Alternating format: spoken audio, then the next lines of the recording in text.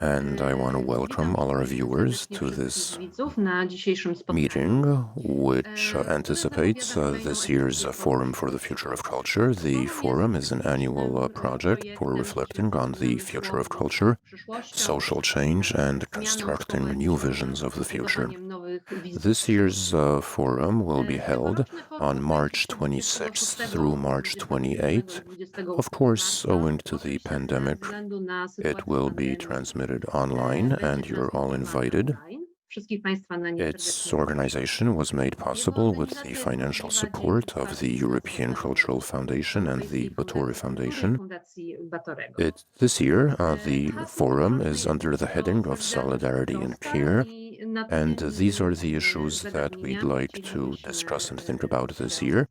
I'd like to introduce this year's curators, activists, who have programmed the festival this year, the forum. We have Zuzanna Karcz, who's associated with the new wave of activism. She is a human rights activist. Good afternoon. Julia Strzemińska, a feminist and anti-fascist who works with the Syrena Collective.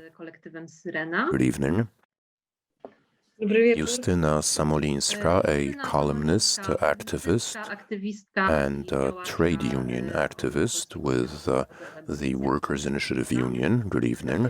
Janka Świerżewska, a social activist, a climate activist, and environmental activist. Good evening.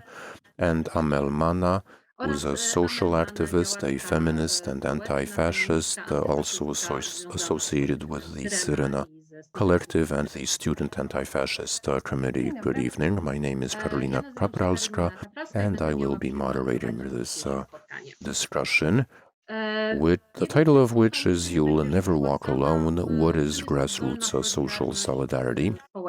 As we know, in Poland, the term solidarity has a very deep, profound meaning, and it's very enmeshed in historical and political contexts.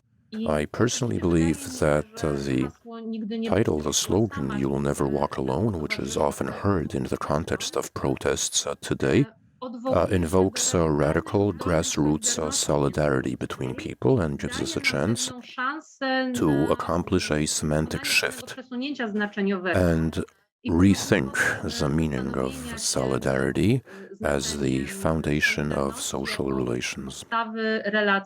Today's debate is unusual because we've asked our panelists to prepare brief statements about what social solidarity means for them, how they define it, what examples they can give. And as you know, a few days ago, a court ruled on acquitting several people charged with offending religious sensibilities by sticking a sticker depicting the Virgin Mary in a rainbow halo near a church in the city of Płock. And this gesture of support for non-heteronormative individuals done by three activists seems to be an example of such grassroots solidarity. That's why I wanted to begin by handing it over to Joanna Gzyra-Iskandar, who was one of the defendants in that trial. Thank you very much and good evening. Thanks for the introduction. This will be my starting point because on the 2nd of March, the district court in Płock confirmed what we had known previously, that the rainbow is not offensive. Elżbieta, Anna, and myself were officially acquitted from the charges of allegedly offending religious sensibilities by placing stickers with the rainbow Virgin Mary in public space. Our action, as Karolina said, was a response to the homophobic sepulchre set up for Easter in St. Dominic's Church in Płock. We were showing solidarity with a discriminated minority, protesting against inclusion and taking responsibility for that part of the community which is oppressed, as we said in our statements in court. So it began with us initiating a protest in solidarity But in January, when the trial began, we received a lot of support from the LGBT community, from allies, from human rights advocates, defenders, and NGOs. The slogan, "You will never ever walk alone," is something we heard outside the window when we were in the courtroom. Dozens of people with rainbow flags came for every hearing so that we wouldn't be alone, and they stood outside the court in the snow and the cold. When the judge on Tuesday was reading the verdict, she said that a lot of documents she received were letters from practicing Catholics who wrote that such a depiction of the Virgin Mary does not offend them, it doesn't mock something they venerate, but implies that non-heteronormative people have the right to belong to the Church and cannot be stigmatized due to their orientation. After the verdict, we received a lot of messages, congratulations and gratitude. I got a message from a young woman I don't know personally. Thanks for everything you've done to protect the dignity of LGBT plus people in Poland. I feel that you were in court for me and my girlfriend, and such allies are really mean a lot. We launched our action from a position of privilege as allies of the LGBT community. We are privileged because we don't risk being kicked out of the house, losing work, or being kicked out of our apartment owing to our orientation. We are in touch with the media when it turned out that our stickers were being subject of interest by the police and the Minister of the Interiors. We wanted to decide which lawyer to call and not whether anyone would call us. So we can say we were happy that it happened to us and we could take on part of the crap that LGBT people have to deal with every day. We got off the hook for the moment because the plaintiffs are saying that they will appeal. But now 3 activists, Michał, Konrad and Rafał, were put on trial for pulling down a statue to Father Jankowski in Gdańsk 2 years ago. I'm juxtaposing these cases because despite the differences, what they have in common is the fact that as activists we stood up for someone as allies, even though we are not directly affected by such crimes or by the witch hunt. We are not personally affected by the social problem that we protest against. I am referring to homophobia as practiced by the Church, and pedophilia among the clergy, which is covered up by the Church.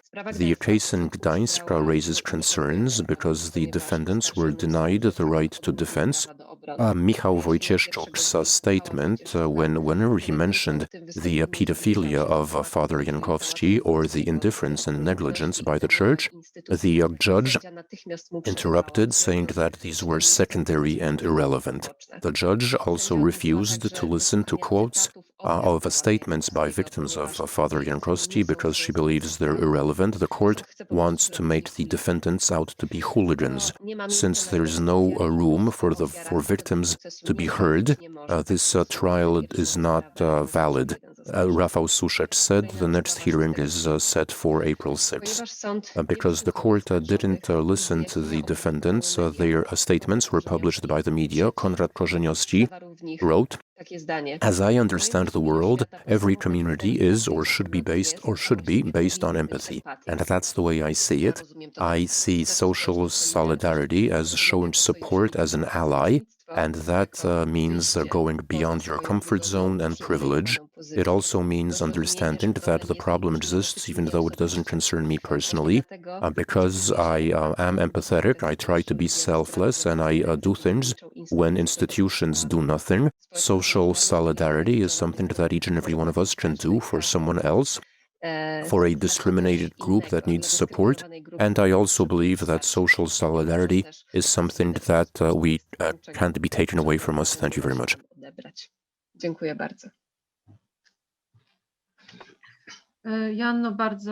Joanna, thank you very much for that statement. Thanks for everything you've done.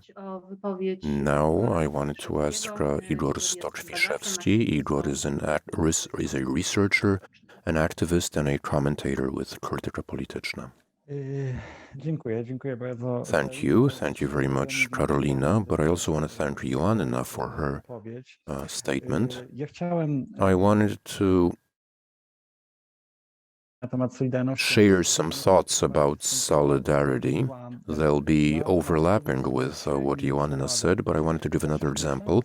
Whenever I thought about grassroots social solidarity, I was always impressed by the campaigns that took place in 2015-2017 related to helping migrants and refugees. Many people listening and watching us, and as well as the panelists, will be aware of these cases. I wanted to refer to one of them, the most publicized, the case of a French farmer, Cédric Héroux, and use it as a starting point to say how I understand the basic assumptions of social grassroots solidarity. Cédric Héroux, between August 2016 and January 2017, helped nearly 300 refugees across the Italian-French border. He wasn't the only activist doing that, but his case became well known because it was heard before the French Constitutional Tribunal. And I think that what he did shows 5 features of solidarity that I consider to be crucial, essential. First of all, solidarity, as Joanna also said, is expressed in action. It involves effort, work, a struggle. Everything we call expressions or gestures of solidarity isn't real solidarity, or it's false solidarity. Solidarity needs to be action, needs action. What's also important is the element of affect, our refusal to accept the fate of others, some sort of solidarity that's fervent. It's hard to imagine solidarity that's lukewarm.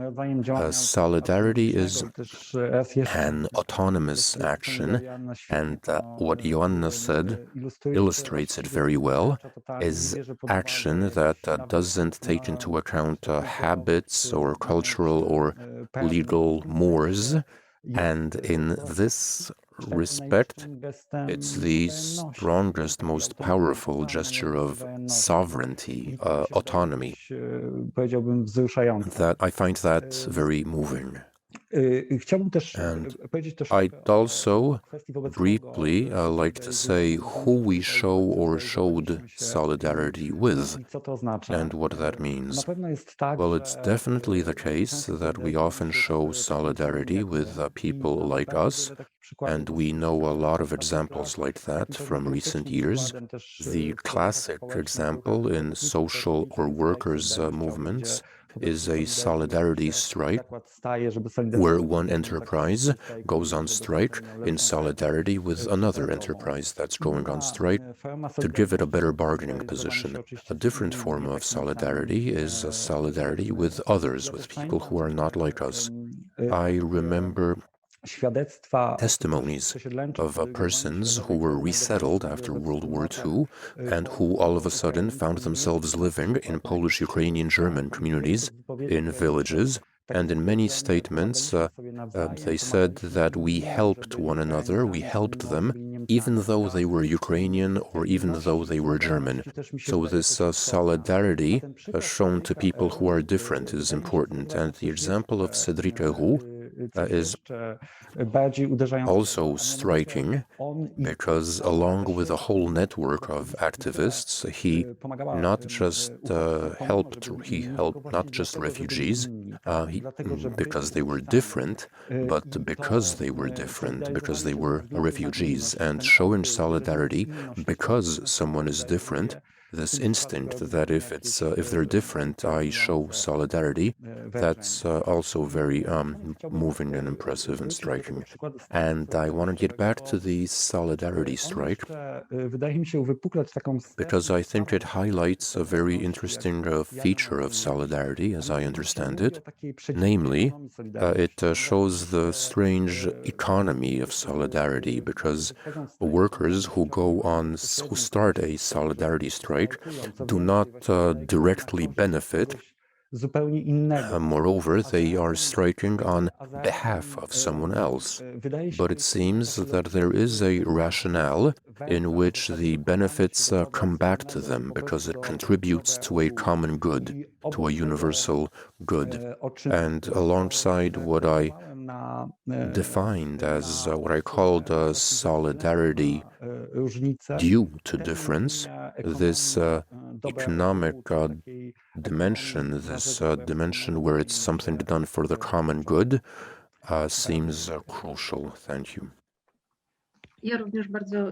Thank you very much, Igor, for that contribution. And now I wanted to ask Professor Jacek Wasilewski,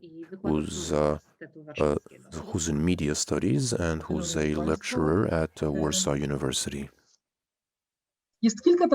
There are many symbols of solidarity, including the slogan we mentioned at the beginning.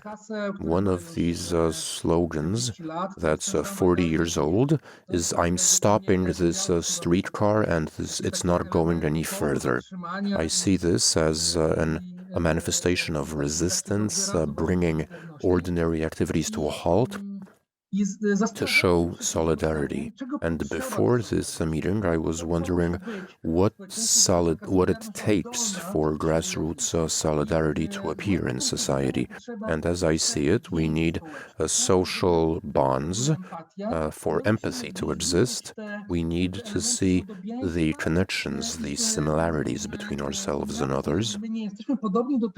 And even if we're not too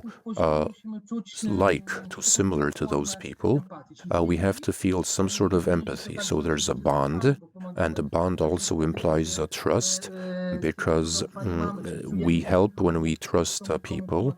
So we show solidarity, and we can't see the person we're showing solidarity with as being bad. So if they're pulling down a statue, it's not because they're a hooligan. So there is a degree of trust. Another matter which is very crucial today is being aware of the consequences. If we join in a campaign of grassroots solidarity, we have to know what's at stake. What do we risk if we fail to act? Or what will happen to the world, which to some extent depends on us, if we do not act? And this awareness of consequences, at least in Polish society, I think is inadequate or insufficient. And one last thing, a very important thing. Sometimes it seems that we have these bonds, we show empathy. We can talk about someone's difficult situation, but we need courage. But grassroots solidarity needs courage as something natural. When we do something, we know why we do it, we were aware of the consequences, but without the courage to say, I'm stopping this streetcar, or when we say you won't walk alone, and when we stand by someone, that's a manifestation of grassroots solidarity. Then a society that has such brave people is either desperate, meaning it can't take any more, or it has a good models of resistance. And it seems to me that in Poland you have both of these things. You have these best practices, these good models, but far more often people are desperate, and that's when solidarity becomes more common. So where does this grassroots solidarity come from?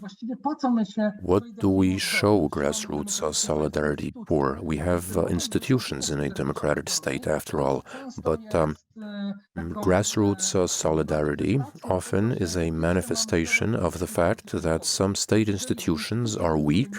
So if institutions do not protect citizens, we have to show grassroots solidarity. If institutions fail to protect people. So the weaker state institutions are, the more grassroots solidarity we need. And if you take a look at trust, social trust, we trust the fire brigade the most. They enjoy the greatest trust in society. But how do we, apart from the fire brigade, we trust family, our family, trusting our relatives, our family, 90%, and then we trust our friends. But as for neighbors, it's only 70%, which is quite a lot, but only 10% of us trust their neighbors very much. Or the rest, I suppose, trust their neighbors because they never had any problems with them. And generally, in terms of public mutual trust, that's weak in Poland. 76% of respondents said that you should be careful around people. It's better than the results for 2002 and 2003, because at the time it was 79%, so we're making very, very slow progress. The weakness of state institutions and social bonds and the lack of shared values that prevents us from showing solidarity. So on the one hand, you have the weakness of state institutions that contributes, that leads to more acts of social solidarity, but then this but on the other hand, it can lead to less acts of solidarity. If we don't have common values, it's very easy to make somebody else's problems subjective. You can say they were hooligans, they wanted to offend someone. In Polish society today, we do not recognize practice that aim at that require conditional support. And this came out very well during the action in protection of press freedom, when a lot of media and papers blacked out their websites, but there were exceptions.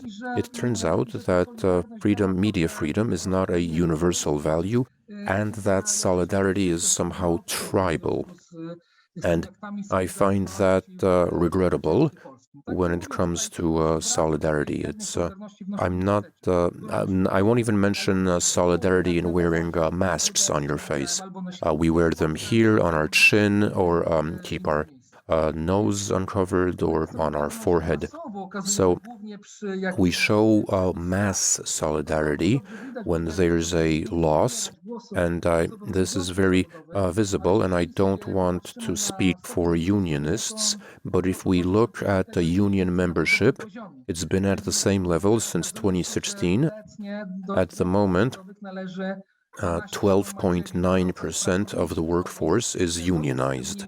And this is an important indicator showing how we organize, how we try to achieve a positive solidarity. And frankly, it's a very low degree of unionization.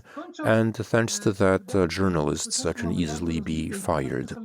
I think that our society is very fragmented. Acts of solidarity are an exception, often actions by the elites, which on the one hand is encouraging. On the other hand, it's sad when we see it's usually the same people. But in this scarcity of solidarity, we have to remember that the symbolic significance of acts of solidarity is great, and it might snowball, as it was the case with the women's strikes, and there can be greater solidarity. This can lead to increasing public trust, because as Joanna said, when we see other people at our side and supporting us, we start trusting them more, and this creates social bonds. So the more acts of solidarity there are, the more we feel people at our side, people backing us, not just family and friends. There's something new emerges, some sort of something between families and a family and a nation. Often, between these two extremes, there's an empty space, and solidarity fills that empty space. Thank you very much. And now I wanted to ask Zuzanna Hertzberg, who's a painter, a performer, and an activist. Dzień dobry, dziękuję serdecznie. Good evening, and thank you for having me. Dla mnie nigdy nie będziesz szła For me, "You'll never walk alone" is a slogan that in today's Poland means sisterhood of all people. It's taken from an American song written by Rodgers and Hammerstein in 1945, the message of which was solidarity, love, and redemption. In the 1960s, it was borrowed and made popular as the anthem of Liverpool Football Club, and it's still chanted at the beginning and end of each game. Paradoxically, from this male world, the slogan, as a slogan of sisterhood, moved to the Polish streets, where we're fighting for women's rights and the rights of oppressed minorities. For me, "You'll never ever walk alone" is a rejection of a system that's founded on violence against any individual and social group. Brotherhood is associated with brothers in arms and blood brothers, which entails physical violence against others. Sisterhood builds relations that are based on reciprocal mutual help. We speak from a position of care, solidarity of the excluded, from a position of persons who are seemingly weaker but create strong alliances. A manifestation of this sisterhood is the crossed legs movement, an initiative that taken from Aristophanes' Lysistrata, which is subtitled "The Women's Protest or Strike," a story about women who deny men sex and who refuse to have children and be obedient in order to protect the right to life. This was a strike taken up by women, also sex workers, in countries like Colombia, Nigeria, Liberia, and elsewhere. And then it moved to the United States, Europe, and appeared in other areas. Sisterhood does not imply friendship, but it implies support, a greater visibility and amplifying voices, which is the opposite of hierarchy and pointless competition, rivalry. Social solidarity, though I prefer to speak about group or collective solidarity, is the foundation of everyday anarchist practice. It comes from feeling, radical empathy, and a desire for radical social justice, and the term radical invokes its etymology, radix, root, core. This means that the motive, the source, and the basis of every action should be empathy and a desire for social justice. This is relevant because it precludes seeming apparent change, like change when individuals or groups propose egalitarian goals, but they want exchange and not change. So by exchange, the end can justify the means. This happened during the political transformation following the fall of communism, and this is what I see in certain communities today. But if the process of working things out is abusive, violent, and exclusive, it's the opposite of "You'll never walk alone." It's about wanting power and not creating equal relations, solidarity, and constructing a new world. You can't build a new world by copying male strategies. A lot of people feel they don't want to take part of these strategies. And here, I want to quote a great text by Audre Lorde, who said, "The master's tools will never dismantle the master's house. They may allow us to temporarily beat him at his own game, but they will never enable us to bring about genuine change. And this fact is only threatening to those women who still define the master's house as their only source of support." So social solidarity opposes an oppressive system, as everybody here said already, but it has two dimensions. It's action here and now, creating ahierarchical alliances of marginalized people who speak and act from a position of care, concern, from a place of non-fear, from safe spaces. On the other hand, it is action that seeks to put into practice a utopia. So we create places that migrate and expand the sphere of influence. It's like putting pigment in water. It dyes and colors a fabric. It's the ability to imagine a different world, a world that follows different rules. And this imagination, this image, leads to a desire to put these changes into practice every day. So it's everyday practice. It begins by creating a safe space and solidarity in language.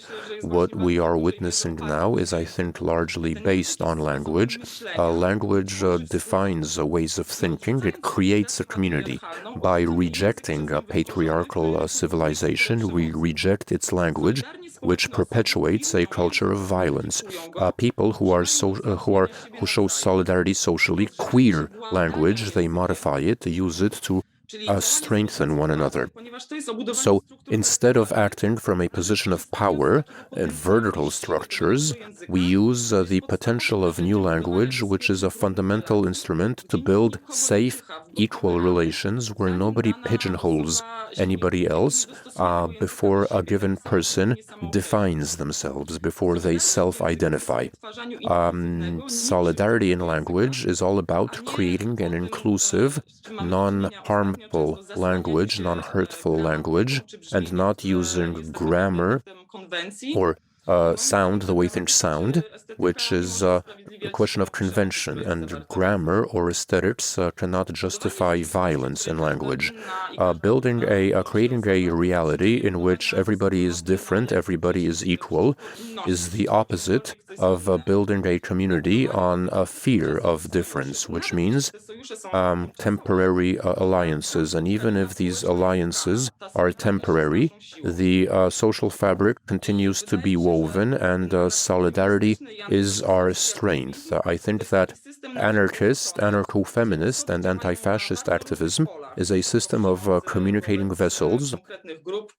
Individuals act in various fields against violence, against women, LGBTQA, the elderly, migrants, single mothers, the homeless, persons with disabilities, by actions like Food Not Bombs, working for tenants, organizing direct action, education, and art. So anybody who's in solidarity or collectives, whenever they are at risk and require support, there are rhizomes of connections that support them. So that's what it means when you'll never walk alone.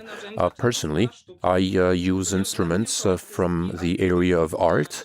For me, as an artist, artivism, at the interface of art and activism, is an attempt to move ideas from one area to another.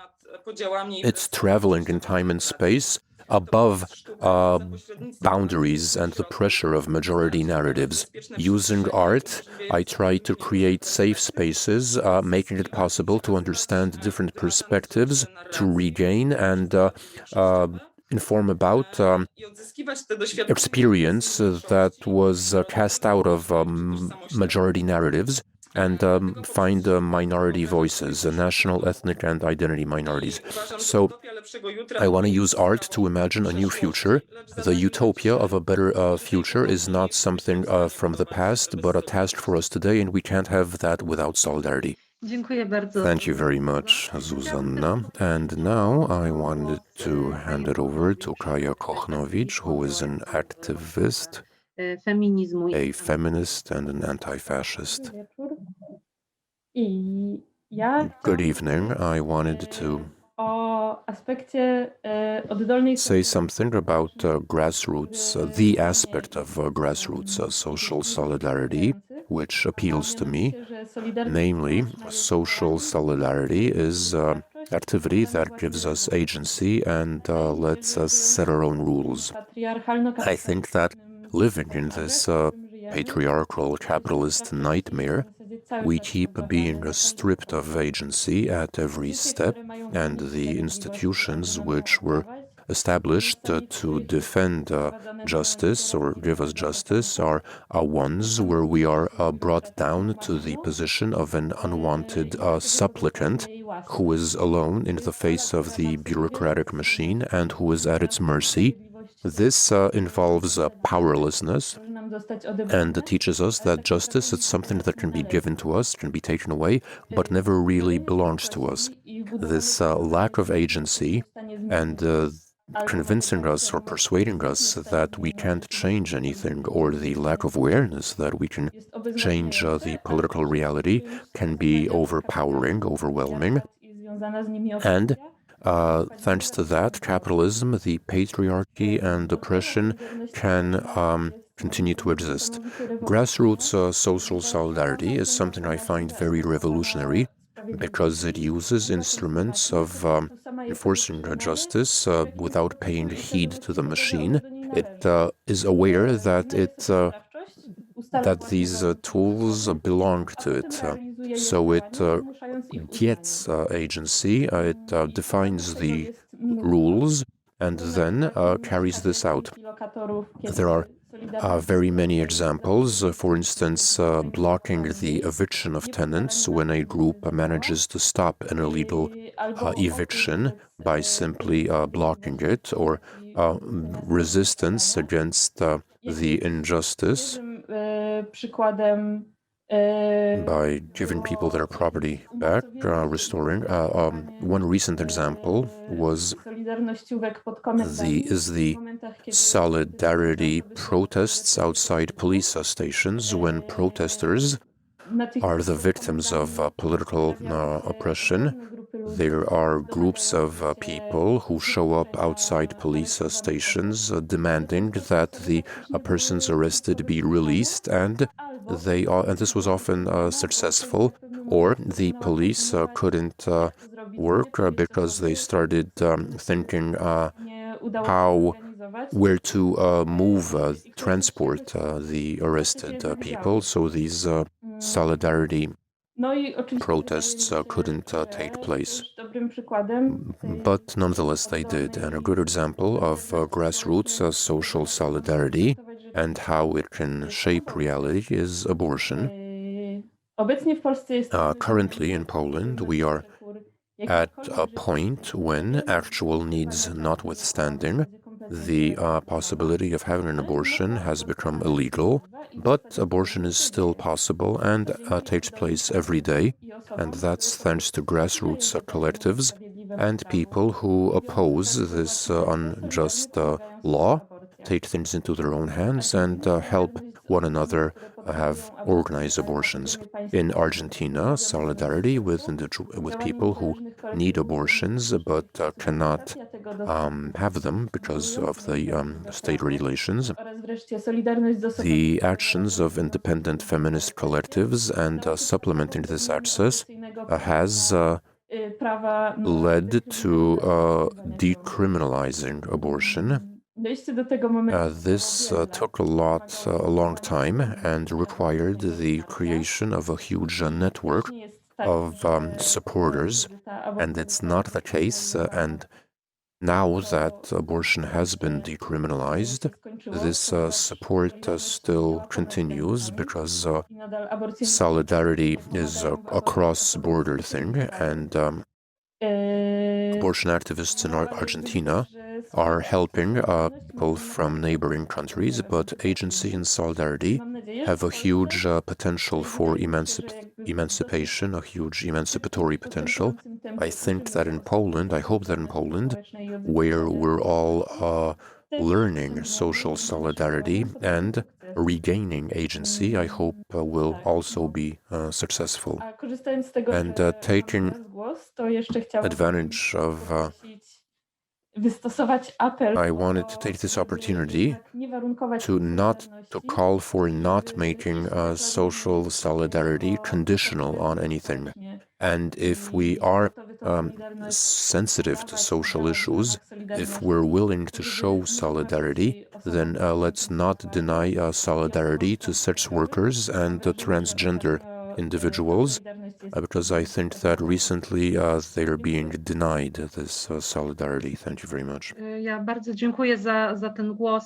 Thank you, and thank you for this contribution. Chciałabym poprosić teraz And now I wanted to ask Alicja Borkowska, who's an animator of culture, and she founded the Strefa WolnoSłowa Free Speech Foundation. Dobry wieczór. Good evening.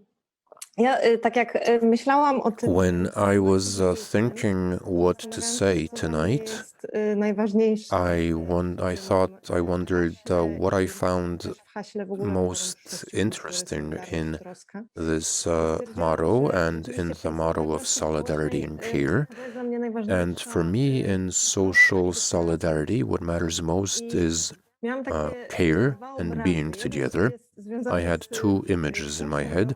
Yoko One of them Ogawy, czy ją znacie, is related to Yoko profesora. Ogawa's book, The Housekeeper and the W Professor. każdym razie, to jest taka historia. It's the story of a person who works in an agency, a housekeeping agency. She cleans and cooks in different houses. The story begins when she gets a job working for a former professor of mathematics.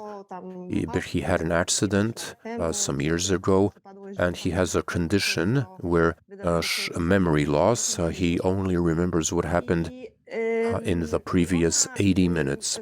And this woman enters his environment. She starts looking after his house, establishing relations.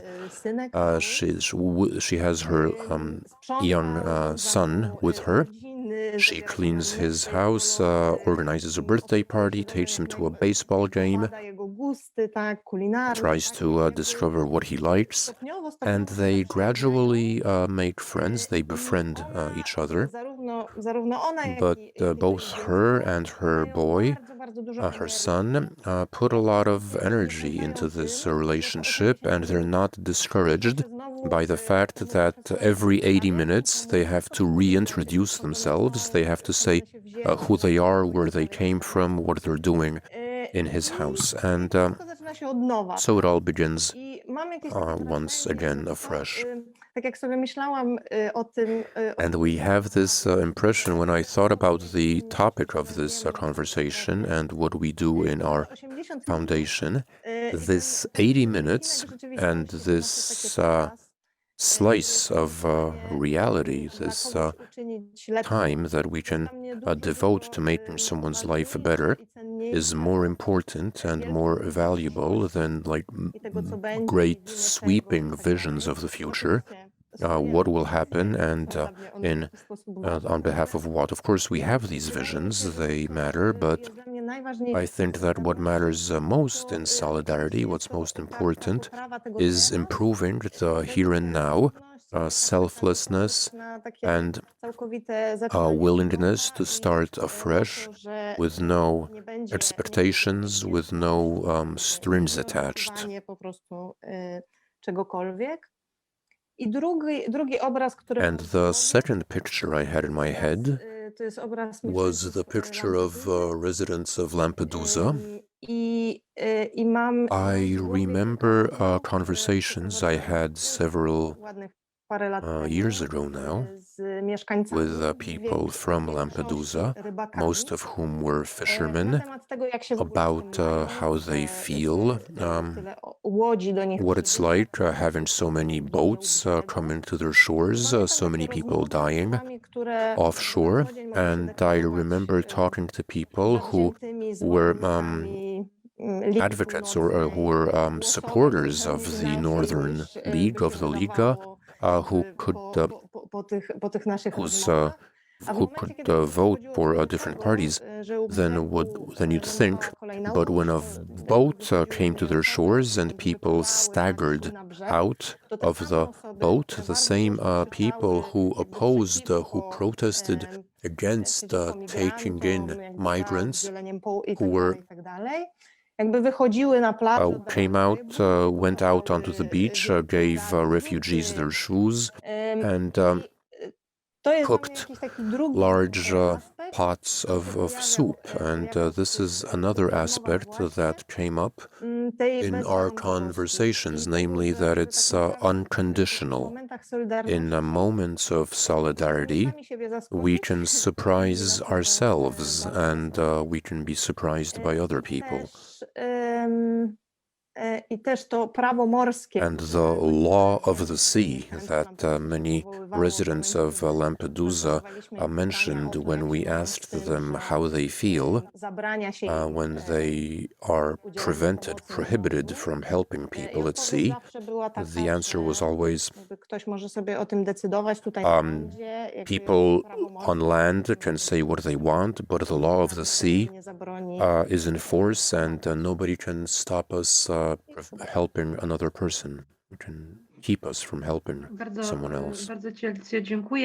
Thank you very much, Alicja. And now we'll have Luiza Podedworny, who's a tenants' rights activist. Good evening. A lot has been said already. You've already said a lot of what I was hoping to say. Well, I work for tenants' rights because this niche is often without support. As we've said, the system is failing at every step, and I'm an example of how that system failed, starting from the office, the police, whom I once saw as an institution that helps vulnerable people, but actually it turns out that they don't care whatever happens to someone.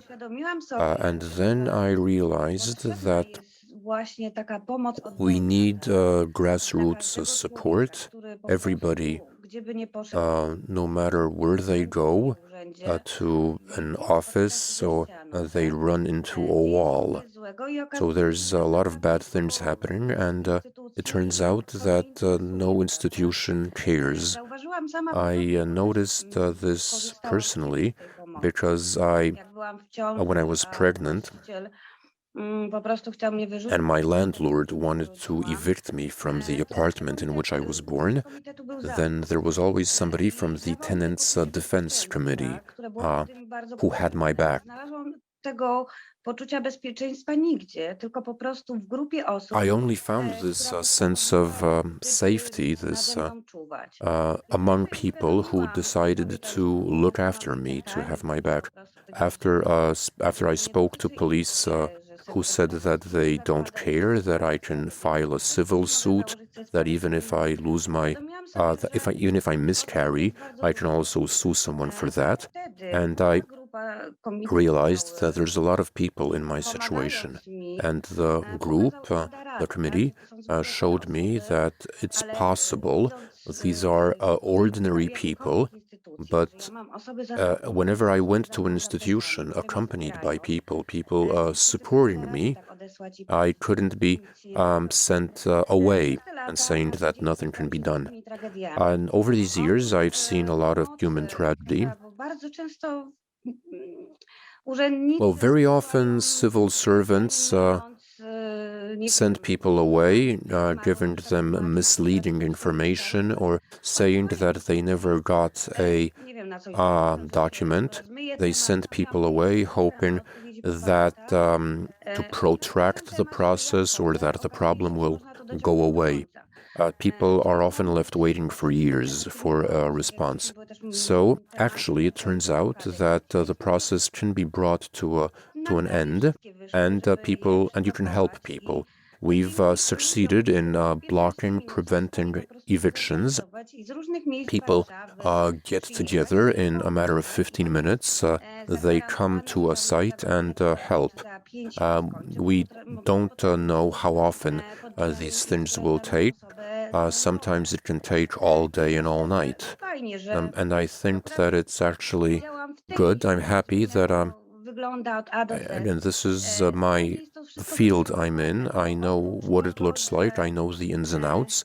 And it's all very well organized. We're effective, but we also provide psychological support. In one case in 3, people cry. There's tragedy involved. A lot of phone calls. People call us just to hear us say that everything will be okay. We're like psychologists and counselors. We try and help. So we don't ask why a person is being evicted, why they're homeless, they're left, they don't have anywhere to live. We just get together and in order to have these people, to give these people a roof over their heads. It's important to have a place to live. You can always find work, you can always find something to eat, but a place to live is necessary. And I'm happy that we can defend someone's, or we can act to give someone a place to live. This involves a lot of phone calls. People want to hear that everything will be okay. So most tenants know my own situation, know my story. They know how I felt.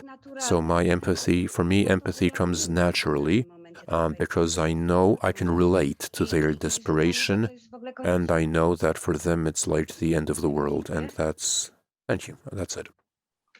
Ja też bardzo dziękuję. Chciałabym poprosić teraz o... And thank you very much. Now I wanted to ask która jest artystką fotografią. Karolina Gembara, who is an artist and a photographer. Za to zaproszenie i cieszę się. Good evening, and thank you for having me. I'm glad to be speaking after Luiza, Jest to kontynuacja because wątku, który ona tutaj perhaps I'll be following up on something that she mentioned. Since I'm a photographer, let me show you a few images, and I hope that'll be okay. I te obrazy wyglądają. I wanted to show you Przykładowy a screenshot screen z miejsca of a place that leads to a refugee center in Dębak, outside of Warsaw. Last year, I did a photographic project called Stay at Home. And since I did this during the pandemic, I wasn't able to go and photograph those centers myself. So I did a virtual tour. And these images of Google Maps show that refugee centers are very remote, far away from towns, far away from bus stops. So it's very difficult to commute, to look for work, or go to school if you're in a center for refugees, and that makes integration difficult. People who live there feel isolated, and it's like their life is on hold. In my practice as a photographer, I explore migration, and last year I tried to do something different. I got support from the Solidarity program of political critique, and thanks to which I was able to work on an issue for a few months. On the one hand, it was a photographic project. Every photographer wants to, take photos and then show them, but I wanted the project to be about something else, namely finding an apartment for a refugee family. I did some research helped by experts, including Marysia Złonkiewicz from the Bread and Salt Foundation and Kamil Kur, who studies the residential discrimination, the housing discrimination of refugees, and they shared theories about why it's so difficult for refugees to find an apartment. I started working with a family I'd known previously, and with their daughter. They were living in Dębak for 4 years. The daughter's name is Alia, and she was my collaborator in this project. She started sending me photos from the center, documenting their life, how a family of 6 tries to live in a small room, their everyday life, how they study. Alia and her brother had a long trip to school in Warsaw every day, and for a long time she was the only family member who, owing to her knowledge of Polish, was able to call numbers in ads and look for housing, and everybody refused. This Alia is 18. She's still very young, and it took a lot out of her. So one way of showing support was that I sat down with her and we spoke over the phone. We called potential landlords. And here I want to show you a clip of what such a call looked like. It's sorry.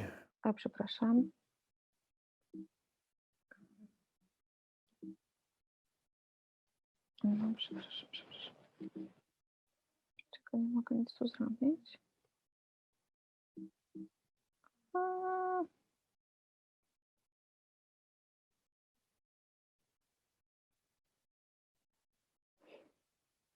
Na pewno uchodźcom i uchodźczyniom jest trudniej znaleźć mieszkanie niż Polakom, czy nawet niż innym. It's definitely much harder for refugees to find an apartment to rent than it is for Polish people or for non-refugees, even foreigners who aren't refugees. And that's why this was one of the things we started doing. We look for housing. We search posts and Facebook. Hello, my name is Karolina Gembara. I'm calling about the apartment. Yes. Is it still for rent? Yes, the 85 square meter one. Yes, it's still available. So that's just a clip of a phone call. And so these are conversations we have with experts who talk about the situation of refugees. We also have recordings of other conversations. Some of them are unpleasant. People refuse. We hear that they don't want families from a given country or that they have too many children. And finally, after several dozen phone calls, we find an apartment and we sign a contract, a lease. And after spending 4 years in the refugee center, the family can move in to their dream apartment in Warsaw. Alia also made a film where a video where she talks with her siblings. She says why it's so important for them to have an apartment, what changed in their life. She says that they feel much closer to everything. They have school is much closer. They don't have to go to school, travel to school so long, but also about how the kitchen is well equipped and how it's for their own exclusive use, or that the girls have a room of their own. There are photographs, some of them are symbolic, showing stages in the process. So it's documentation, but what mattered most to me was that as a person who has the possibility of using their time and their competences, their social and cultural competencies, that I can speak in someone's name, I can make it possible for someone to sign a lease. I translate the contract, I say what it's all about. We organize, we find a moving company, or we help them move, because families like that don't have friends who have cars. So a number of things I wanted to use my abilities in this project and put them to use. So I wasn't just taking photographs, I also taught Aliyah some skills. For me, it was an attempt to share my platform, my place, and the people in the videos, people who speak about the housing situation, the discrimination, what it's like to rent an apartment or a flat, who say that Polish people are often reluctant to rent apartments to foreigners. You can find this project on the Krytyka Polityczna website. Thank you. Tak, jesteśmy już. Chciałabym teraz bardzo poprosić o wypowiedź. Thank you, and we're back. Socjologa. Now I wanted to ask Professor Jan Kubik, who is a sociologist, a political anthropologist, and a university lecturer. Tak, absolutnie. Proszę. Przede wszystkim dziękuję ogromnie za zaproszenie i dziękuję za to wszystko. First of all, thank you very much for having me, and thanks for everything I've heard so far.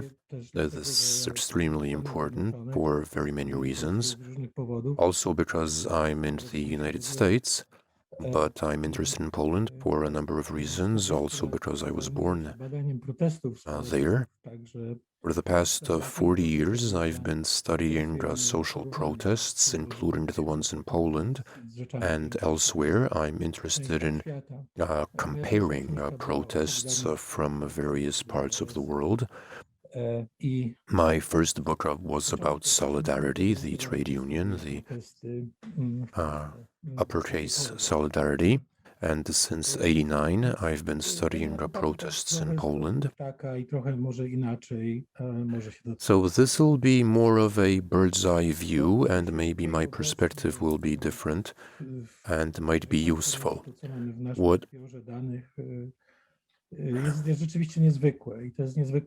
What we're seeing today is extraordinary for a number of reasons, and I'm sure it's certainly one of the greatest waves of social mobilization in Poland since 1989. Various very important things are coming to light. Some of these have to do with the new forms of social relations based on equality and cooperation, building a society based on solidarity and care, the struggle against patriarchal oppression, and also the need to respond to the climate change, which perhaps is the main problem facing us today. As a political anthropologist, I ended up teaching at the Department of Political Science, so I think a lot about politics, and I want to compare it with the situation in other places to carry out all these projects, this will be a bit of a simplification. So you need, first of all, you need some space, some political space. Without free political space, agency is not possible. In Poland, at the moment, the ruling party, the authorities are systematically, albeit gradually, making the system more autocratic, restricting freedom in public space. And when there's less freedom, either these objectives we mentioned cannot be accomplished, or they have to move underground. And this, unfortunately, is the situation that Hungary is getting close to. In Poland, it's still a way off, but it's the same direction. It's a similar direction. So perhaps the most important question is whether horizontal solidarity, which is so important, is a precondition of a successful mobilization. Is it enough to succeed, to win politically? In any democracy, you have to win elections and then choose people who will work in parliament to put into practice these programs or ideas. How did it look in history so far, the way I see it? In the 20th century, we had four great social movements. The movement for the emancipation, liberation of India, the civil rights and human rights movement in the US, the abolishing of apartheid in South Africa, and solidarity in Poland. They were different. They had different contexts, but they had a number of similar traits. First of all, they had very catchy ideologies that I call bridge ideologies, because they enabled very many people with different interests to come together, I think, and act together. I think that this was possible, and this is the second precondition, that because these movements had very charismatic leaders, Gandhi, Martin Luther King, Nelson Mandela, and Lech Wałęsa in Poland. And third of all, and this is something that people often don't want to hear, or something people often object to, you need systematic organizations. It's hard to imagine an organization without a hierarchy. Of course, it's important, a lot depends on who organizes this, because without a hierarchy, collective action often falls apart. I was following Occupy Wall Street with my students from the start, and we weren't certain it would work, because due to the ideology of decentralization. And unfortunately, it didn't bring about any major political effects. So you need to mobilize grassroots social capital, but you also need to build coalitions and hierarchies if you want an effective organization. And what's also important is to build structures that will work in the long term, because if there's one thing history teaches us, is that it's that processes like that have to take time. And now I wanted to mention the obstacles, of which there are several. One of these is sex and gender, and this comes out in polls or surveys of the Polish society, something that you could define as women go here, men go there. It's a process that's becoming more visible and might lead to further tension. Another thing that came out recently is a generation shift the new generation is bringing a new language to bear, new ways of thinking about the world, and they're destroying, demolishing taboos, a new way of thinking which leads to attention. This so-called dziadersi, mental boomers, not necessarily people who are older, but people who have a mindset that prevents them from understanding the new social reality. So that's the way things are. I've always been an optimist, and I think that these important problems can be addressed, but you need to thinking about them. You need to keep working for change and not pretend that problems don't exist. Thank you very much, Professor, for that contribution. And now let's have Maria Dąbrowska-Majewska, who's a social activist from the district of the borough of Praga in Warsaw. She's the president of the Change Foundation. Good evening. I hope you can hear me. Thank you very much for having me. I think that the borough of Praga is not so relevant for what I wanted to say. I represent an organization that's nationwide, and I wouldn't want to confine myself to any bounds or region.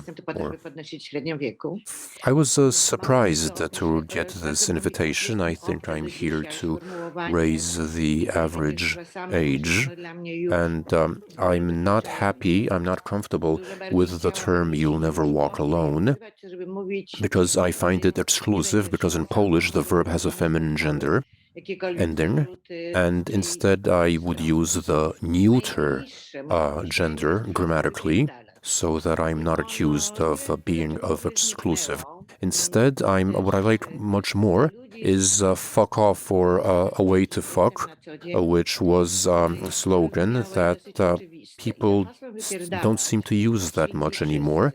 It's a fuck off to the present government, and that's a slogan that everybody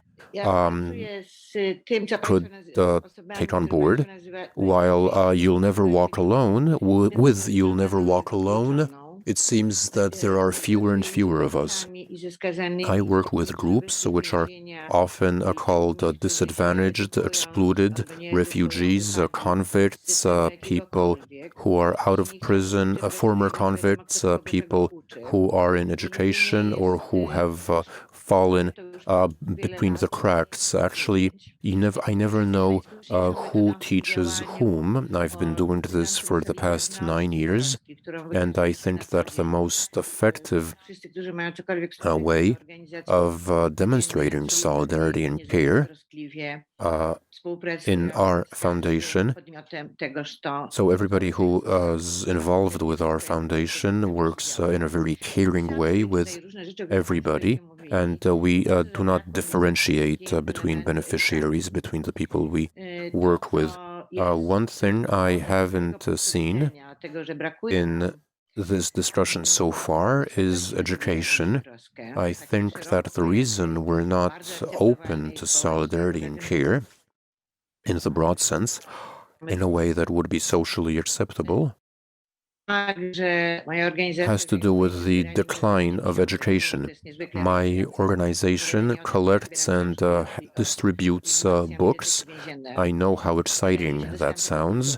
I provide books for prison libraries, but I provide access to culture and education without any noun or adjective that's not qualified in any way.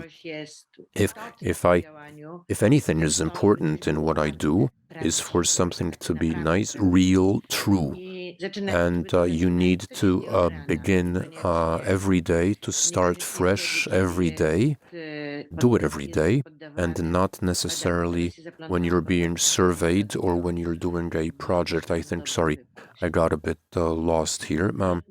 But, well, for me, what I meant was that for me, solidarity and care begins when I leave home every day. I think empathy is also a little exclusive because it's in a way judgmental. It's difficult for me to find the right word, so I think we ought to think about coming up with new terms, a new vocabulary. What we lose sight of is how increasingly various types of behavior and attitudes are being criminalized. What was important during all the strikes, an important factor was the oppression that's part and parcel of this society. And for most of the people in society, this oppression is normal. Oppression by the police, oppression by the authorities, the regulations we have, the laws that people don't understand. I keep saying that it's a question of education. And if you, I want you to think about how what you do has an impact. And I think that Alicja could have something to say about that, because relating, being able to talk to you is important for so many people. And it also resonates in society. And now don't forget, when you do that, however, don't forget about human dignity.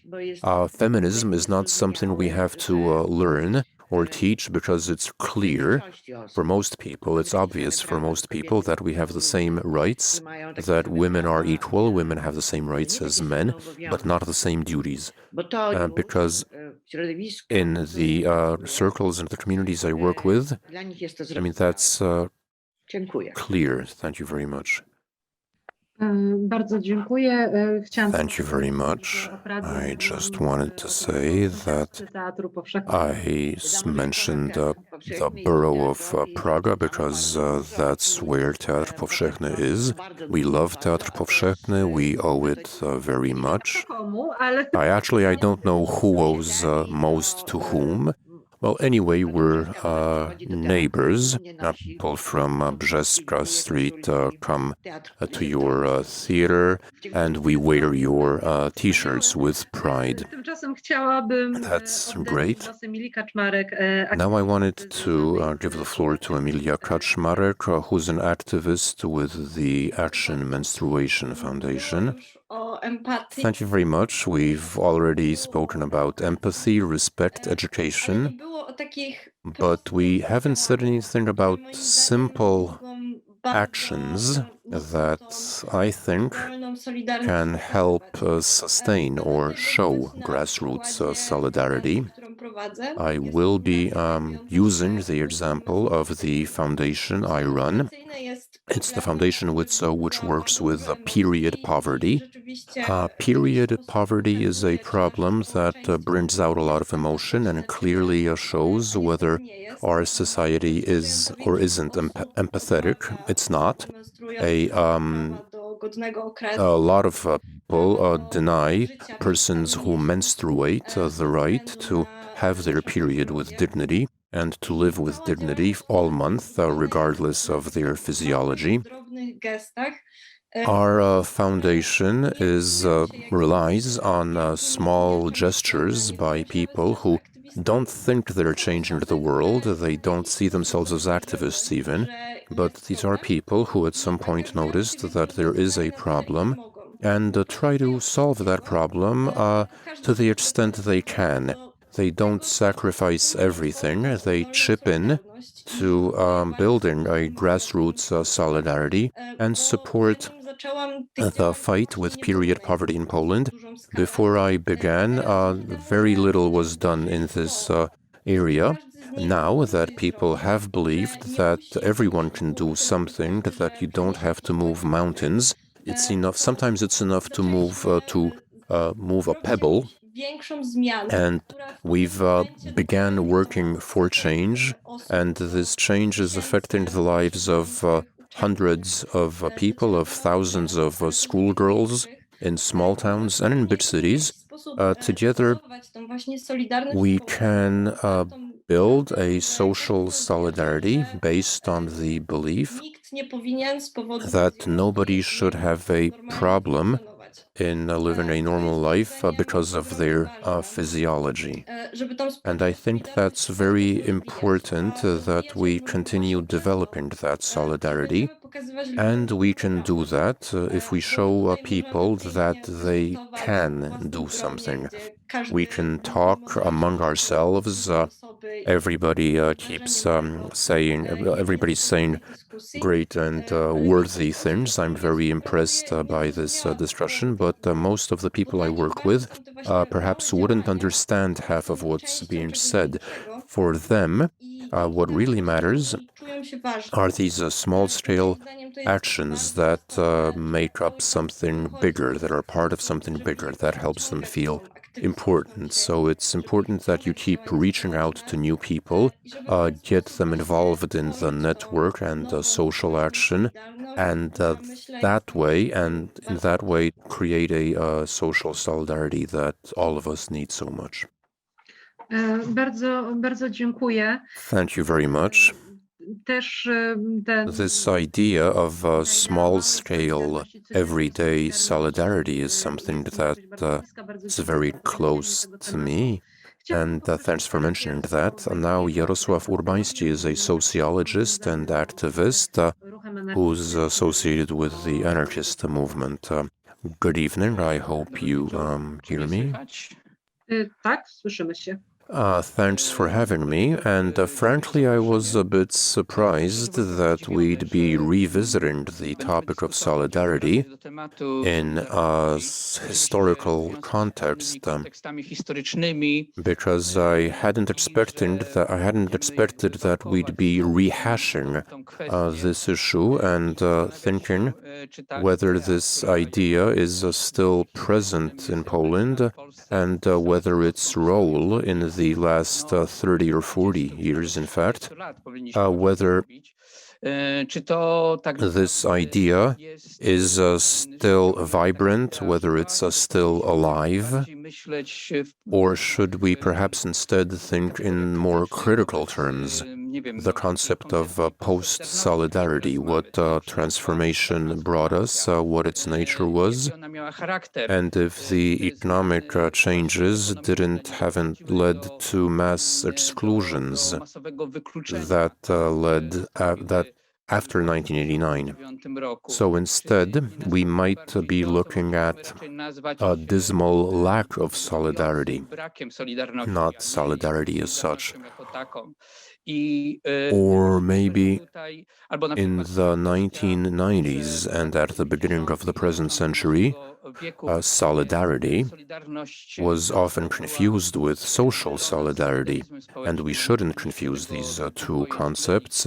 This was also an intentional political decision, following which many social groups were marginalized and impoverished, but weren't able to resist, weren't able to defend themselves.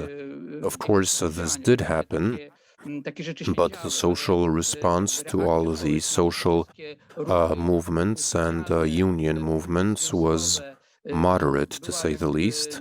That's why today we can speak of a deficit of solidarity.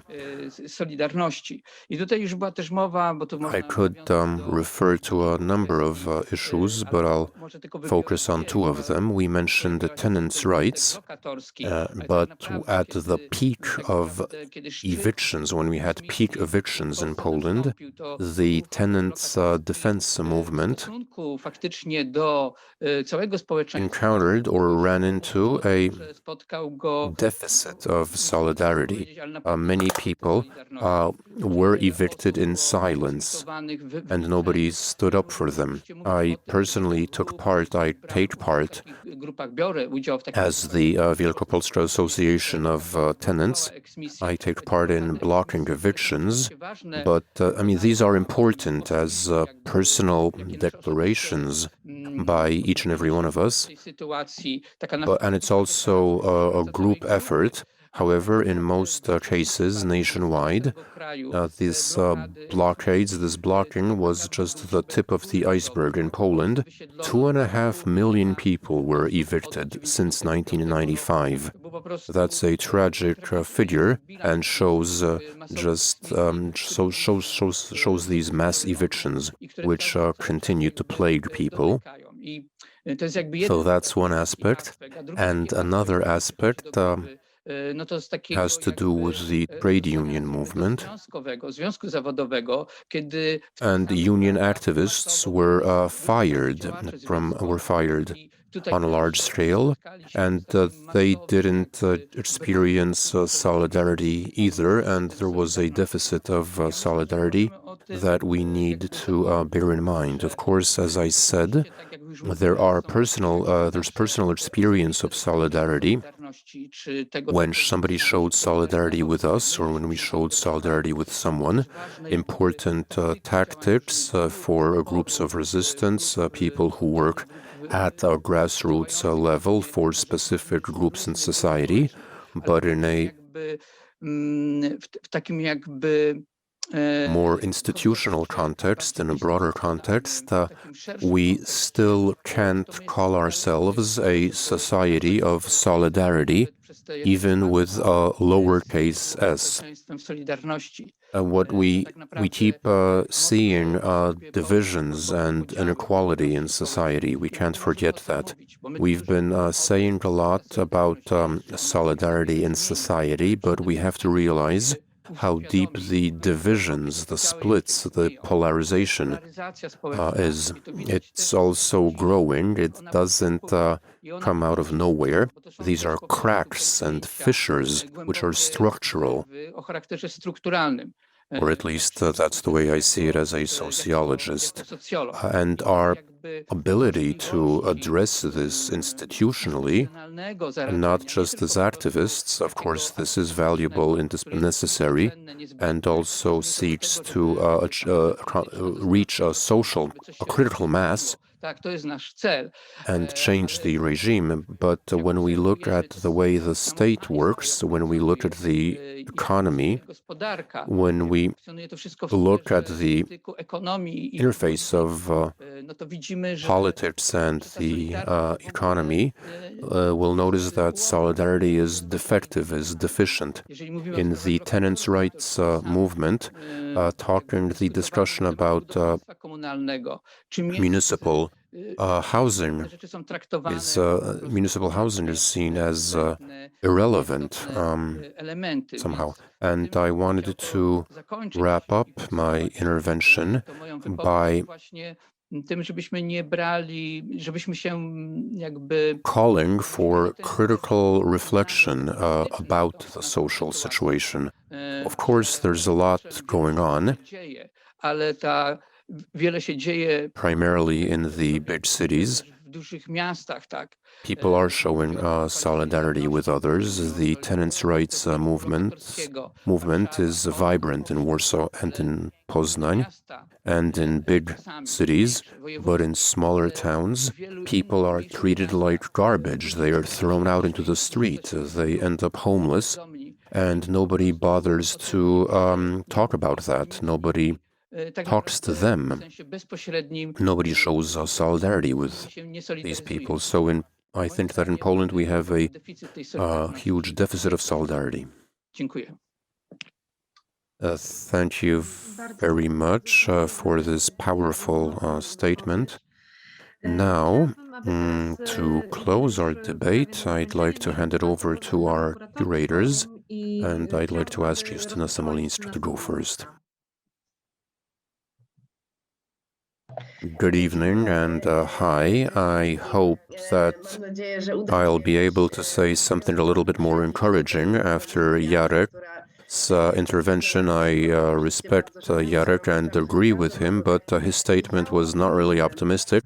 and I apologize, I have a bit of a cold, so I might start sneezing at some point.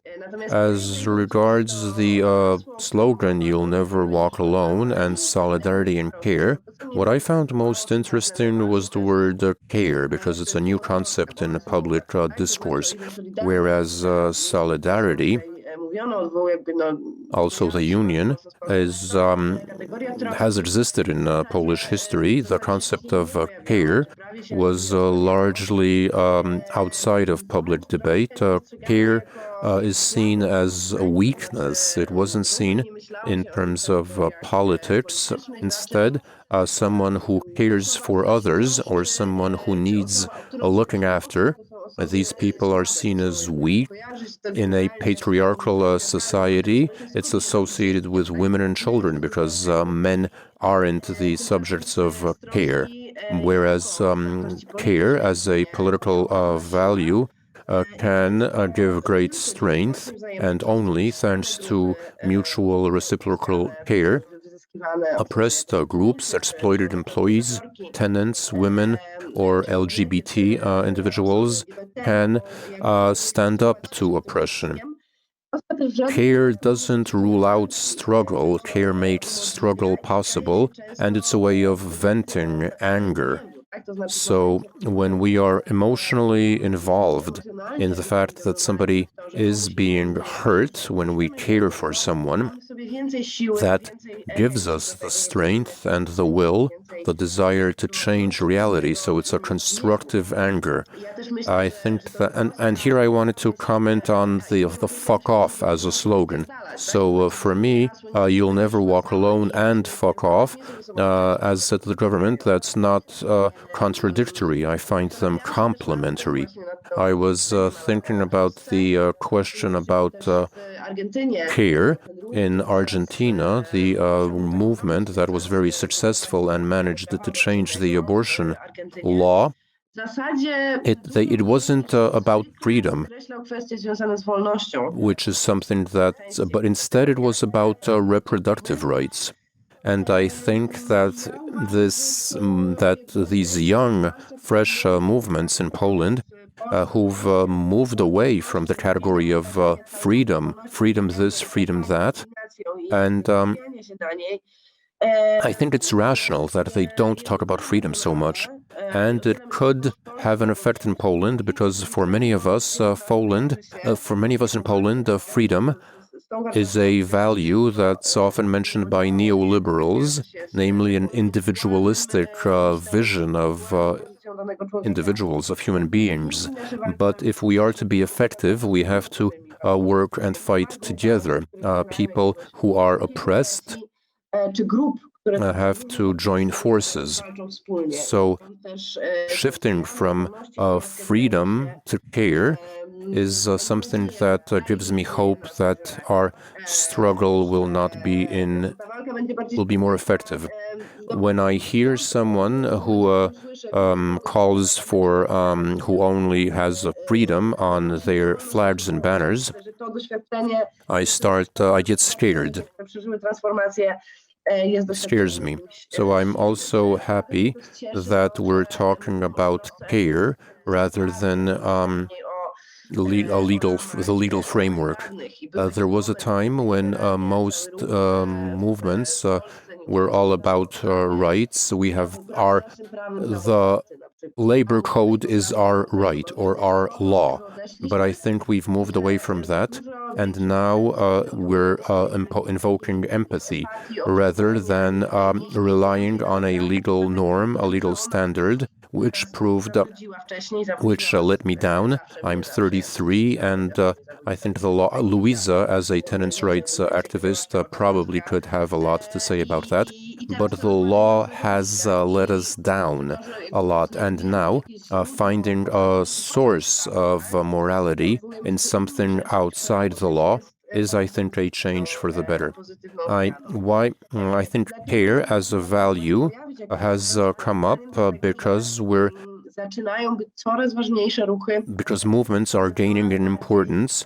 movements that reject patriarchal thinking and they challenge, undermine the patriarchy.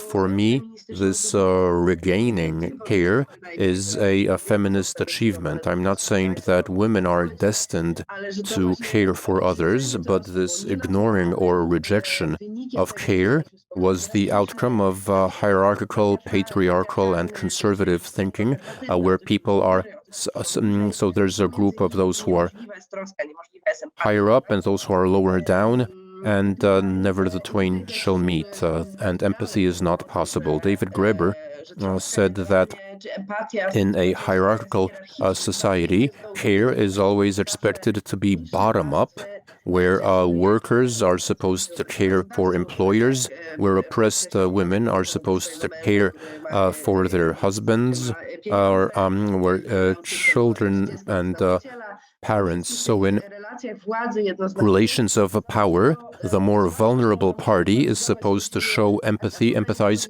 with the stronger party. And now a revolution has taken place and the people empathize with one another. And that's very, very valuable. What's more, it turns out that this caring thinking is the most rational response to the challenges of 2021. The climate crisis, the pandemic, and the difficult things, the things we're most afraid of, or the refugee crisis. The most rational attitude to address these problems, these issues, has to do with empathy and care. One more thing I wanted to say, the relation between care and solidarity. The concept of solidarity only makes sense when it's imbued with care. Otherwise, solidarity is just loyalty. So we have a deal, I do something for you, you do something for me, and it's a business, it's a transaction, it's an exchange, it's a deal. Solidarity can be political only if it contains an element of care. And that's it. Apologies for my cold, and I'm very much looking forward to upcoming meetings. I've learned a lot during this conversation. Thanks a lot. And now Janka Świerżewska. I hope you can hear me. I'm actually very happy that Justyna spoke first, because I also feel a lot of optimism, and I need that optimism. And now I wanted to say a few words about a collective that Zuzanna mentioned, namely Food Not Bombs. It's an initiative that's present in 25 towns in Poland. And for me, it is the incarnation of grassroots solidarity and grassroots mutual self-help. The concept of reciprocity is something I was thinking about.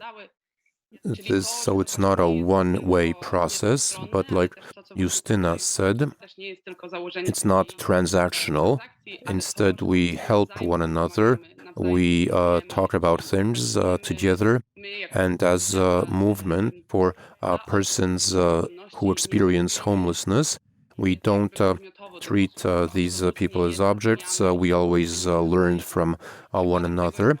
As a collective, we decided to put up a poster saying, "Do you need an abortion?" and a phone number. And since we're in central Warsaw, we decided that it was a good place to put up this poster.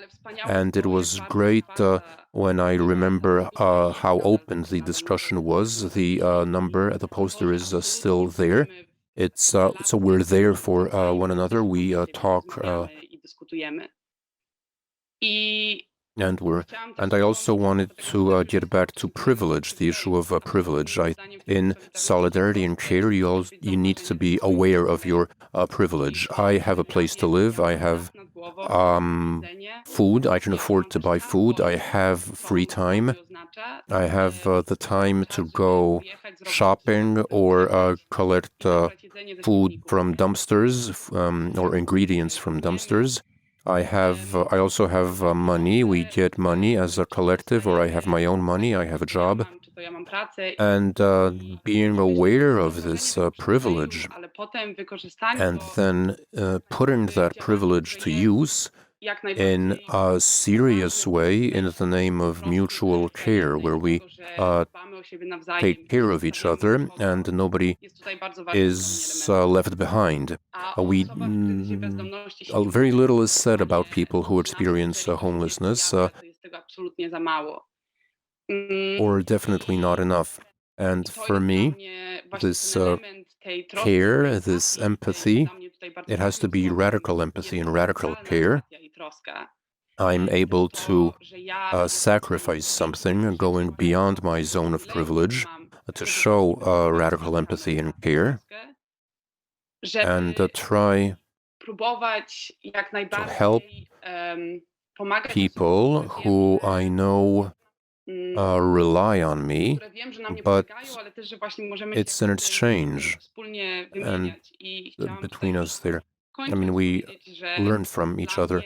So for me, care, with care, we can't have big, grand goals. Of course, utopian thinking is important, to have a greater outreach, to have a broader scope of action, to build a world with less systemic discrimination and institutional oppression.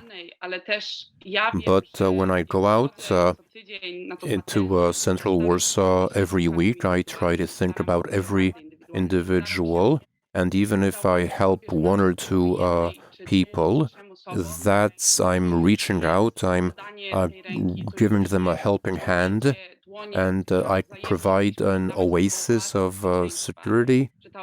Somebody knows that they can count on me, that they can come back to me 3 months later with a problem. They know I'm there and I'll do what I can. And I also know that that person can give me very much. I'm not in material terms, but how we can give each other empathy and a safe space for conversation and support. So food is a way of reaching people's heart. Thank you, and thanks to all of you for being here today. Thanks, Janka. Now let's have Julia Strzemińska. Dobry wieczór. Czy mnie słychać? Good evening. Super. Ja będę... I'll address a very important element of grassroots social solidarity, namely truth, which I understand in a communal way. The etymology of solidarity is the Latin word solidare, which means establish strong connections. For me, grassroots social solidarity means connecting and reinforcing one another in the truth that is repressed and stigmatized, to the truth of our life and experience, the truth that opposes hypocrisy. For me, hypocrisy is based on silence that has us think we're all alone in our suffering, that condemns us to fear and shame. The truth of grassroots social solidarity brings out and socializes those aspects of our life which have been privatized by hypocrisy, which are in the shadow. It gives us political power. What I call a community truth, the truth of grassroots social solidarity, has two sides. One of them is to tell the truth, the other is to see the truth. But telling the truth, bearing witness, is illustrated by slogans like 1 in 3 women statistically have had an abortion. You're not alone, or we want all of life. It's shouting, I had an abortion, I'm poor, I'm a victim of, I experienced violence, abuse, or I'm a sex worker. I won't be ashamed, it's part of my life, it's part of my experience, it can't be brushed under the carpet. It's something I'm speaking about. By talking about our experience, it's easier for us to count ourselves, to stand up and be counted, and we see that the minorities actually make up the majority. but seeing the truth is best illustrated by the slogan, "You will never walk alone." Why? The slogan gained popularity in August 2020 when Margot was being arrested for allegedly vandalizing the so-called homophobus, a van that drove around Warsaw as part of a campaign against introducing sexual education with disgusting and untrue slogans that equated homosexuality with pedophilia. The police wanted to arrest Margaret quietly, but she was stubborn and we were able to organize, and this led to a demonstration where people shouted, "You'll never walk alone." This meant, I see the truth of what you're doing. This isn't an act of vandalism, a crime, or whatever the police or media want to call it. It's an act of courage directed against falsehood and hypocrisy, regardless of what names they call you or what propaganda they use against you. If they put you in solitary confinement, we see it as an act of courage, an act of showing the truth. So we show solidarity. We are at your side. So seeing the truth is something that happens despite propaganda. It's seeing courage where that courage is questioned or denied. Another good example are protests of persons with disabilities and those who care for them. By occupying the Polish parliament, they called attention to the difficulties of looking after persons with disability, and they started talking about unpaid, hard work, about the pathology and paternalism of social welfare, and they showed their life to us in Polish parliament. Their experience was challenged, falsified, and they actually covered them with a curtain. There was a curtain so that they wouldn't be seen. Here, seeing the truth is not a question of challenging their methods, questioning their methods, or feeling sorry for these poor people. It's seeing the strike as an act of courage and seeing their truth despite the falsehood, the manipulation, and the slander. Unquestionably supporting the demands of protesters, even if their experience is different from ours. Listening when somebody speaks in their own name. In closing, I wanted to say that these acts of truth or social solidarity, there's more of them in Poland today, and it gives us hope that we will not be silenced and we will never walk alone. Thank you, Julia. Now Zuzanna Karcz. Hi, good evening. At the Forum for the Future of Culture, I am responsible for young persons' issues, so everything that has to do with education, among others. Even though a lot has been said about education, the subject is relevant. I think education best shows the ambiguities of solidarity. Solidarity is an abstract concept that's not required of students. It's not self-evident, and it's not something that we hear a lot about in Polish school, just precisely because there are so many definitions. Our debate showed this very well, and as the second to last speaker, I was fortunate to see that there are every speaker each has their own definition of solidarity. Solidarity 2.0 was very apparent during the October protests when young people came out into the street. That was when commentators first started saying that a new solidarity is emerging as the first movement, such movement since the transformation, the transition. And I found that a little bit chilling because acts of solidarity by young people are nothing new. It was visible, for instance, during the teachers' strike. We also said a lot about trade unions, and I think it's also relevant because if we want to talk about abstract concepts in Polish school, if we want to empower students to express their own opinion, their own truth about how they see the world, we need to change the system a little bit and finally conclude that certain concepts do not have an unambivalent definition, that it's something we can consider or discuss for a long time. And all this is important when we look at the strike where solidarity failed.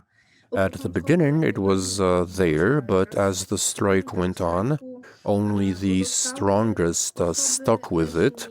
The state provided no safeguards. Apart from "You'll never walk alone," the protests also had the slogan, "When the state does not protect me, I will stand up for my sister."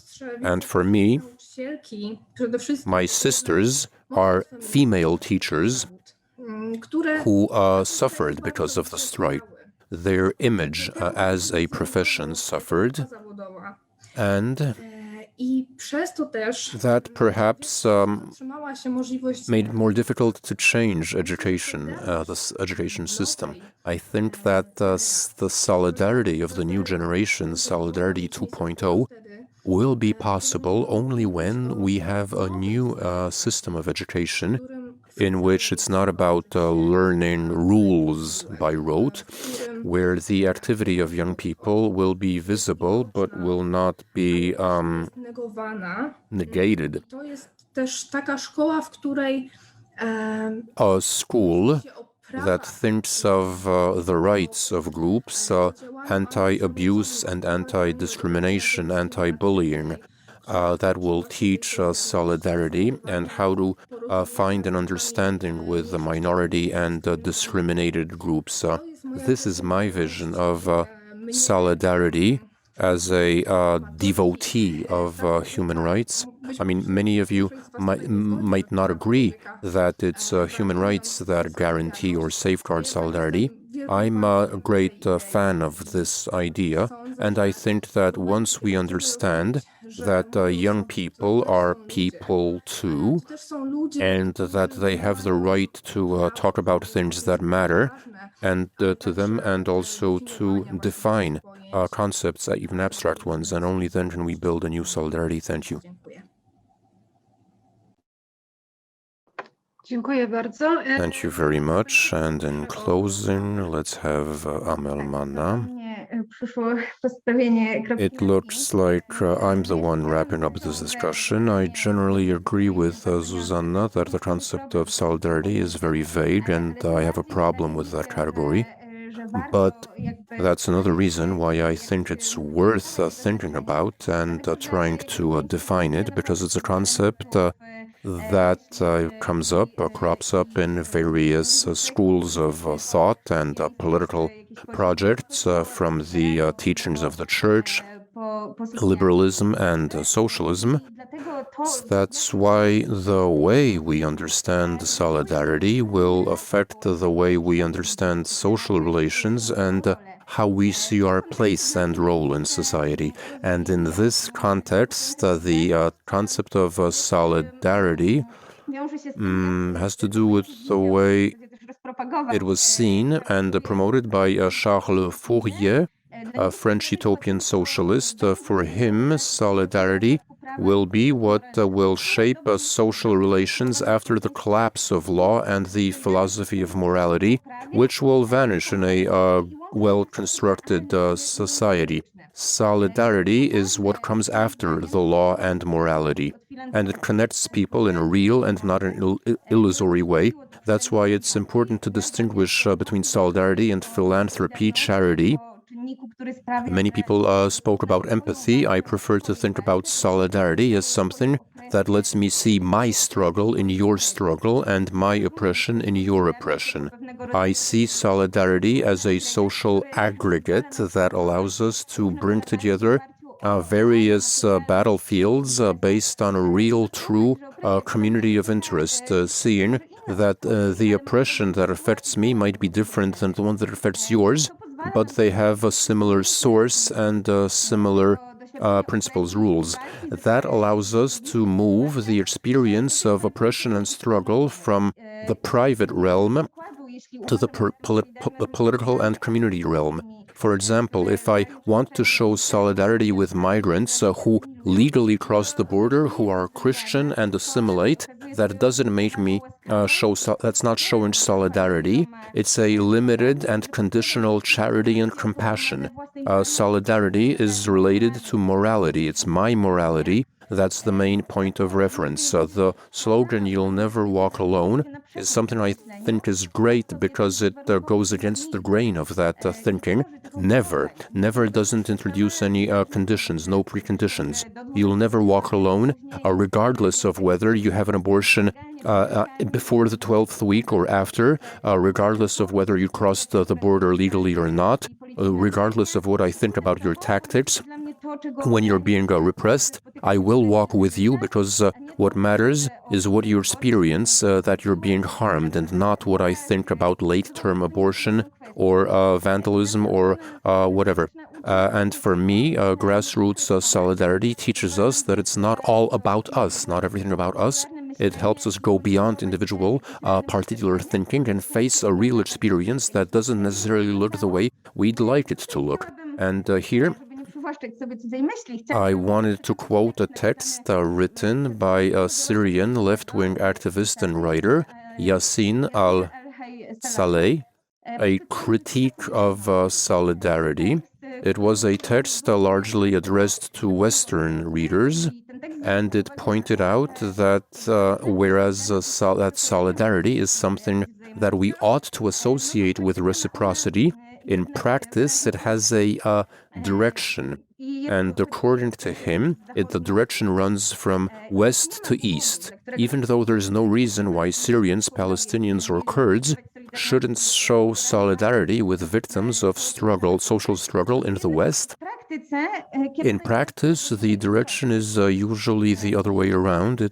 Yassin says that makes solidarity a resource or even a commodity that's owned by the West and given to the East, and this creates a quasi-market situation in which various struggles and social movements in the West that rely on the West compete for recognition and approval and solidarity from the West. So it doesn't matter who gets the solidarity, but who shows solidarity. They decide, while those who receive solidarity are passive recipients.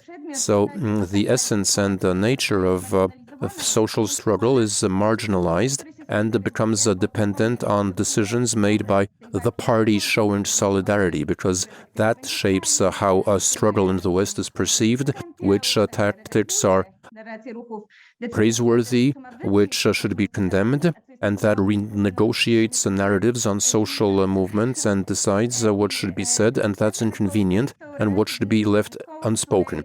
So this establishes a beneficiary relation that's based on humanitarianism and philanthropy, and not a story about helping and being together. It's a story about helping and not a story about being together. And this establishes relations of dominance instead of abolishing those relations. What Saleh writes is important. It has to do not just with Orientalist relations between East and West, but also a number of other dependencies in which positions are not different. Relations between the poor and the rich, between men and women, between straight and non-heterosexual individuals, between Poles, native Poles, and national minorities. I think it's important that we know that solidarity is not a resource that we share with someone, we give someone. It's not something I give you. It's not based on compassion. It's about recognition. And it's fighting with someone and not for someone, alongside someone and not for someone. And that's how You'll Never Walk Alone is different from I'll Walk With You, or not this way. And that's how I see care, which isn't compassion or feeling sorry for someone, but it has a practical dimension.